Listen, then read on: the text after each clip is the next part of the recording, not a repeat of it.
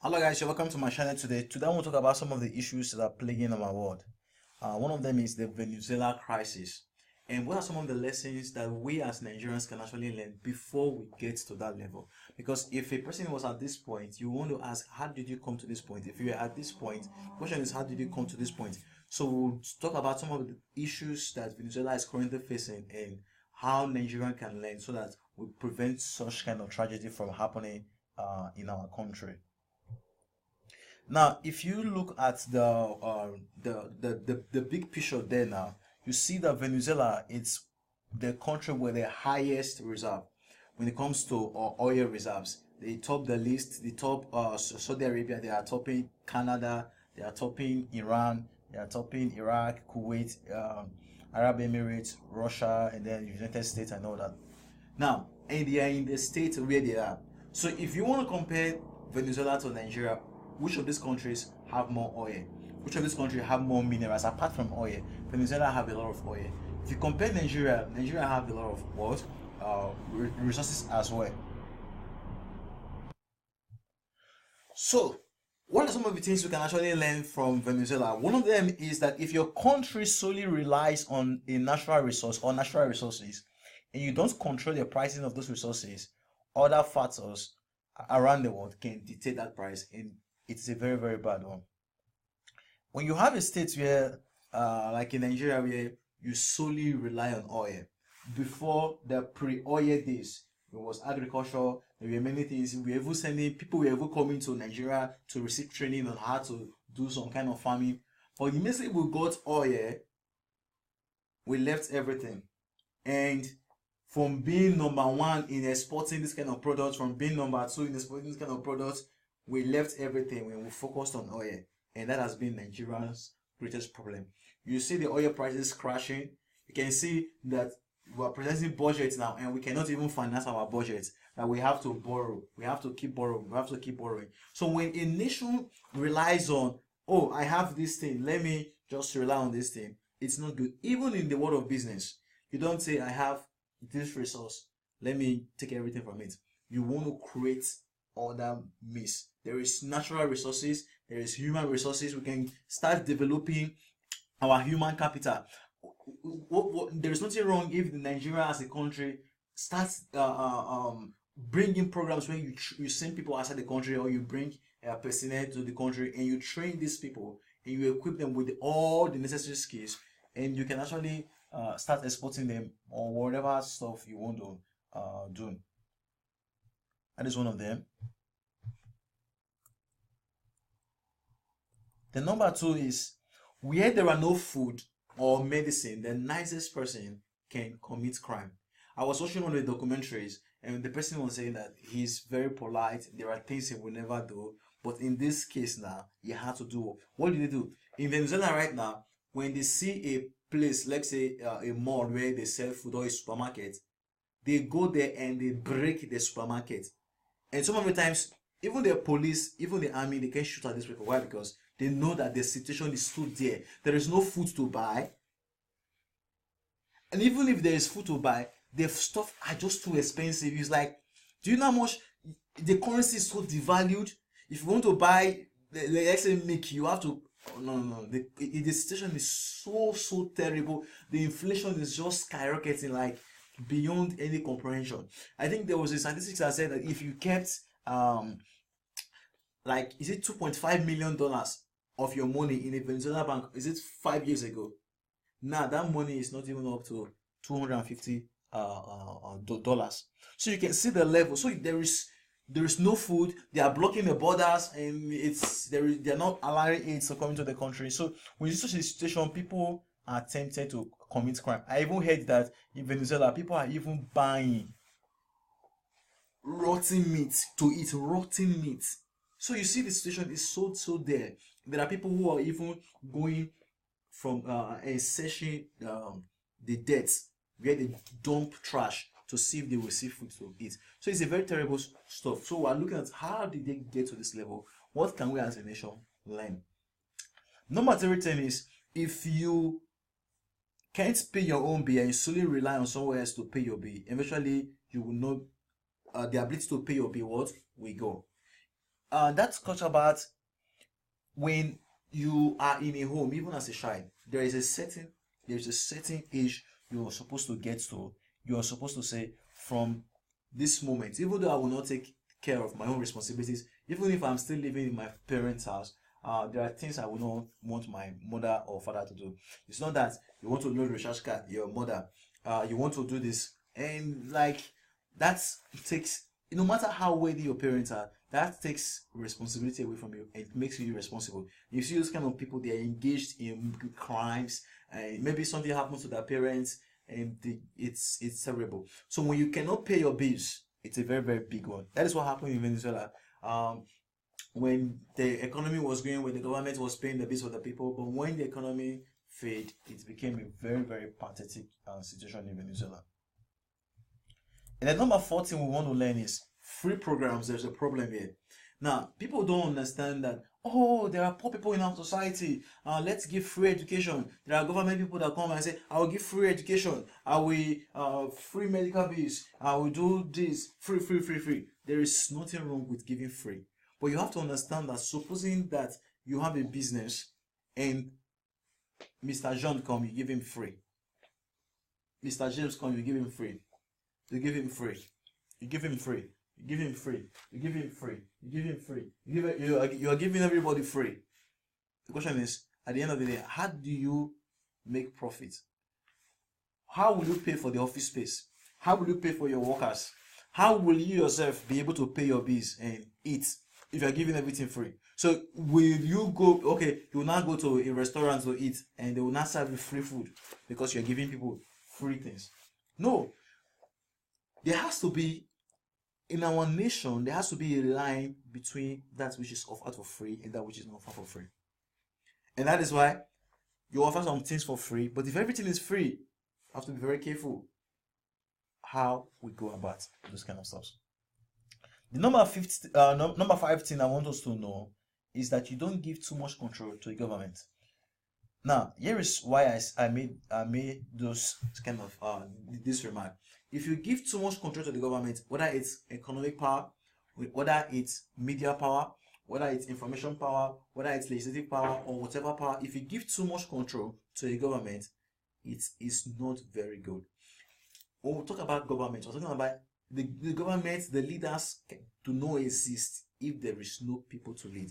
You get it? So you see in Venezuela right now, people are leaving the country. Why? Because there's nothing in the country. So they're just there is mass exodus from the country. So there are things for us to actually learn. You don't give too much control to the government. When you see the government is misbehaving, you go after them, not in the form of violent protest, but you want to go after them, you want to correct them. Like in Nigeria, there is nobody who is being held responsible for anything right now. Everybody is, you see a person who is a politician and he does wrong, hey, politician and all that. So you don't give too much control to people. You want to hold them accountable. You want to there has to be a checkmating of powers. There has to be things that the government can do, things the government cannot do. The government cannot be in charge of everything.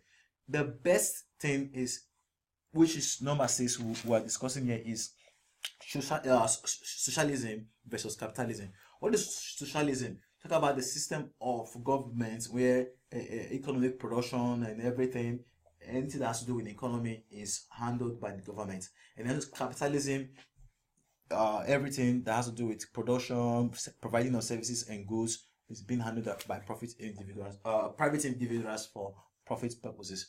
Now, there are debates here. Some people say if we leave everything in the hand of private people, everything is going to be so expensive. It's going to be this. And if we leave it in the hand of the government, there's going to be neglect because it's nobody's business, so it's a government business. I think there has to be a line as to the things that the government can handle and the things that the private individuals can handle. When you're talking about a state where, like in Nigeria, for example, the government has been trying to handle power, for example, now, and the government has not been able to do it. There have been corruption scandals, I know that. People are paying for light they can't see. What about our roads? It's a big problem. What about our schools? The schools now that are the best schools in Nigeria, they're at the private universities. Covenant University, Landmark University, this university, that university, private institutions. Why? Because the public institution, the lecturer is so big, He can come to class, he may not come to class. He can fail the student, he can demand sex from the student, and there's nobody the student can run to. He can oppress and all that. But in a private situation, it's been run for business. You don't want a lecturer to come and do this so that he spoil your business and ruin the reputation of your business. But if you have, okay, this school is called University of whatsoever, and it's a public university, and they are doing rubbish. Oh, the person may be investigated, or it may not be investigated. It may not affect the reputation of the school. People want to get in anyway. But if it's a private one, there are things you can't do. Why? Because the people know that it's private. And look at the secondary schools, look at the primary schools, look at the universities. You see it that if it's a private one, it's being handled well than the government one. Talk about the buses, the public transport. If it is private, it's being handled well more than the government. Because the government, there is no, it's not good. They keep doing it. What about the hospital? Look at our hospitals, the government hospitals. How are they? Look at the private hospitals. How are they? So you see that most of the times it has to be handled by private individuals. If not, there is nothing that will be there. Now, the number 17 I want to talk about is pay close attention to taxes. Somebody said there are two things that are sure in life. One of them, the two of them are debt. The other one is what? Taxes. You have to pay close attention to debt and taxes. When people in our country who are supposed to pay 5 naira as tax, they evade the tax totally, or they are paying 1 naira, and because there is somebody who knows who, it's going to affect our country. You see the case that is against MTN right now, of MTN being accused of, is it paying or paying, is it $8 billion, and there was a court judgment in favor of MTN that they said they can now pay, is it $15 million, and they've now revisited that case. Do you know how many people are not paying taxes? There are billions of dollars that are not they are not being paid in tax. Look at Lagos State. Why is Lagos State one of the states where you see there's so much economic development? The internal generated revenue is so big. Why? Because they are stringent to a certain level on their tax. So there has to be, people have to be compared. As in, tax should not be evaded. There has to be means where everybody is paying tax. All organizations are paying tax, and these tax are going to the right place, and these tax are being used for the right thing. If there are people who are evading tax, or there are people who are paying tax, and there are people who are collecting the tax and putting them in their own pocket, or there are places where you see the man says, how much is your tax? Your tax is supposed to be 5 naira. Okay, sir, right there that you made this kind of amount of money, so that you write a less amount so that you don't pay much tax. Okay, you will give me something. So when you see people who are selfish, you leave the whole country when the man is supposed to pay big tax because he's making big profits. You say, okay, how much did you make? I made this amount. Oh, sir, write low one because you are selfish. Those kind of things is gonna harm our country. How many people are paying tax in our country? Just few people are actually paying tax. So it has to be resolved in our country that taxes have to be paid by people. Number 18 is there has to be incentive. The power of incentives creates what? The kind of incentives the country creates matters a lot. Now, what do I mean by that? If, for example, our country, let me open this for you. List of countries by employees. Okay, like as employers, we have the US military, Walmart, McDonald's, National Health Service, India Railways, and all that. And then you talk about the Walmart and all that. Now, imagine, for example, you see these big brands: Facebook, Microsoft, Google, Amazon, this. Listen, what hinders our country from, you see, Nigeria cannot progress until there are people who understand business. People who have done business before, who know what it takes to move from zero to hero.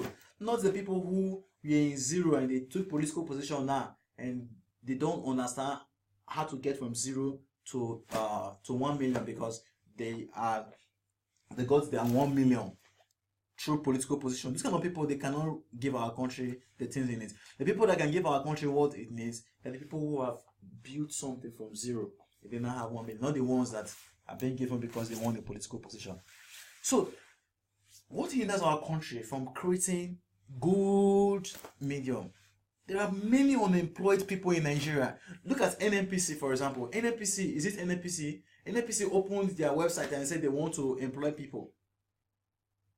26 million people applied for those jobs.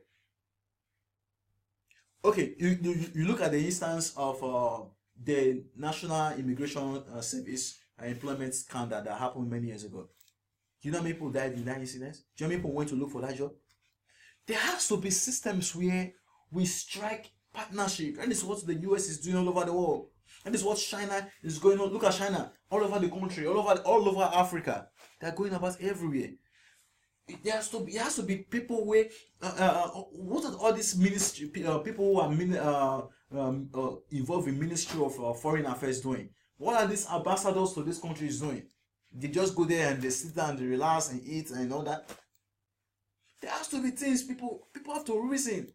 Why not go to a company like Amazon or any of this company? Hey, come to Nigeria, come and do this thing. We'll give you lower taxes. Make this stuff good. Imagine a company like Amazon. You know how many people Amazon is employing? Make the system. We'll give you free land. Come. There are people who are involved in agriculture, people who are involved in technology, people who are involved in business, people who are involved in many things. Create the incentive. Come and build a school. Come and do this. How will these things, when you start creating these stuff, people, when you have a job that you go in the morning, even though if you don't earn big money, your mind will not be on how do you rob somebody in the street. Most of these things are caused by idleness. So there has to be incentive. And the number 9 is that crisis. Sometimes a crisis wakes up a nation. Yeah, sometimes there is a law of human nature. You cannot be transfixed to one particular position. There has to be a backward movement or a forward movement. You cannot be in the middle. There has to be an upward movement, or there has to be a downward movement. You cannot hang in the air. It's either you keep going up or you come down. Sometimes crisis wakes up a nation, like the nation of Venezuela. Crisis are woken them up now. They now know that we are supposed to have done this and we're supposed to have done this.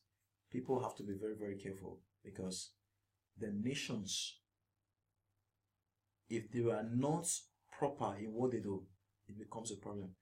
In Nigeria, there are many crises. I think it's time for us to wake up. If not, we might end up like Venezuela. And then number 10 is who next?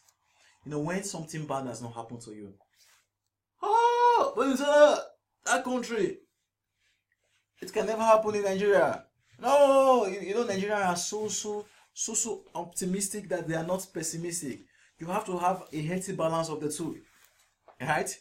Maybe you can have 90% optimism and 99% optimism and 1% pessimism. If you have your own is bad, if you have just pessimism, your own is bad. If you just have just optimism, you have to see things from the negative angle. You have to see things from the positive angle. Who next? When you see a couple have divorced, you want to ask yourself, who is next? Why did they divorce? Can it be me? Because when you are so optimistic, you don't put measures against those kind of incidents from happening. So who could be next? Maybe it could be Nigeria. You're seeing the price of things skyrocketing. There is so much unemployment, and there are many things. There's poor leadership in Nigeria and many stuff. You want to say who is next? The number 11 thing I want to talk about is leadership matters a lot. Venezuela's problem started when the leader, Hugo Chavez, died and gave the leadership to somebody else. You see, how we elect leaders matters a lot. If you watch in Nigeria, I want to talk about the school system. and sorry, the church system. There were many of the churches that, yeah, the founders, they were going and all that, and then they died, and then they gave it to their children. Many of them, what happened? It became a problem. You look at Diamond. Sorry, is it Diamond Bank?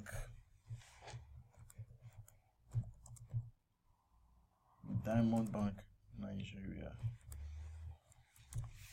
Diamond Bank, of which we're talking about forming a measure with Access Bank, something like that. Now you see, the father who founded the bank, or was it the CEO or something like that? Then when he was leaving, retiring, he gave it to the son. You see, there are certain times where you have to choose between the life of something, the growth of something, and the continuance of something, and family. Oh, if you give your company to so person, someone that is outside your family, they're going to wake up tomorrow and then they are going to take the company from you. Go to America. Bill Gates is still alive. He has retired. He has given the company to other people. When he left, he gave it to Steve Ballmer. Steve Ballmer left. He was not doing well. He gave it to the current person. Now the current person is taking the company higher now. So you want to choose. You know, there are times where we want to do business. Oh, I'm afraid of doing business with somebody that is outside my house. And you are doing it with your brother. And you are saying that the business is not growing. It's time for people to go beyond, I know this person. And I think he's the one that should do it. Leadership matters a lot. The politics in Nigeria, where you talk about he's so loyal. People are being loyal and all that. It has to be taken away. Leadership has to be by merit. What have these people done with their lives? Can they lead the country if we give them such position? If you don't do that, Nigeria is likely to be where Venezuela is. It may be a matter of time. So we've learned that as a country, we don't have to rely on one mineral resource.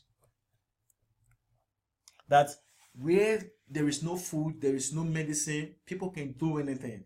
I'm telling you, people can do anything. We've also learned that if you cannot pay the bills, someday it's going to hit you hard when the person who's paying the bills leave. And then we talk about the free programs. When we are creating free programs, we have to ensure how do we get this money back and all that. I would say we should never give too much power to the government. Then we saw that there should be a healthy balance between socialism and capitalism. Between private institutions and public institutions. We should also pay attention to taxes. We also saw that the power of incentive is very, very powerful in taking the country far. And we saw that sometimes crisis wakes up a nation. And who is next? Maybe Nigeria or any of this country. And we saw that leadership matters. So if you've watched this video and you like the video, everything I said, if it makes sense to you, there is one thing I want you to do. Share this video, please. I know it will cost you maybe time, maybe some seconds, but please do that. I actually appreciate. If you have any comments, please comment below. This is a movement to actually change things in Nigeria. This is not just doing YouTube, reading the news. No. Let's provide solutions to Nigerians' problem. This is why we are here. So thank you for now and bye.